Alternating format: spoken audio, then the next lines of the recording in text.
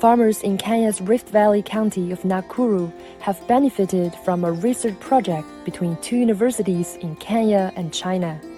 The project between Egerton University in Kenya and Nanjing Agricultural University in China has fostered the development of pest-tolerant, drought-tolerant, and disease-tolerant crops to combat hunger, malnutrition, and rural poverty.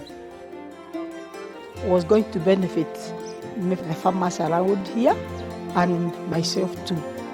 So we are looking forward to the new technology, and I hope it's going to benefit many farmers.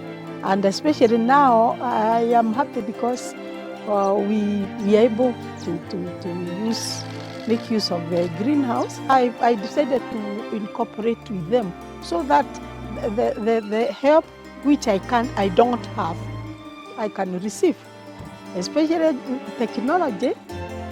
Forged in 1990s, the cooperation between the two universities has revolved around research on hybrid crops, as well as training of farmers and extension workers on improved agronomic practices. This lab is a very monumental step for us to take.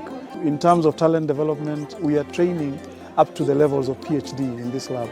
This cooperation with China is not a one-sided cooperation. I feel it's a very mutually beneficial cooperation for us, in that the Chinese have helped us grow. We are helping them in their marketing of the technologies they have, but they are also helping the country to ensure these technologies make sense to farmers' fields and farmers' economic well-being. It's improving our research skills, if I can talk from a perspective of a researcher, and if I can talk from a perspective of farmer, I can say that it's really helping us to come to terms to the problems we're facing at the moment and also create our own solutions. I think if the cooperation we have will continue, I think we're going to have a breakthrough in the field of agriculture.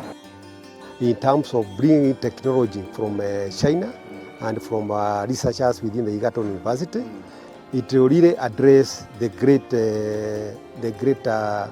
scope of ensuring that there is sustainability in production, protection of the environment, and also addressing issues of the climate change.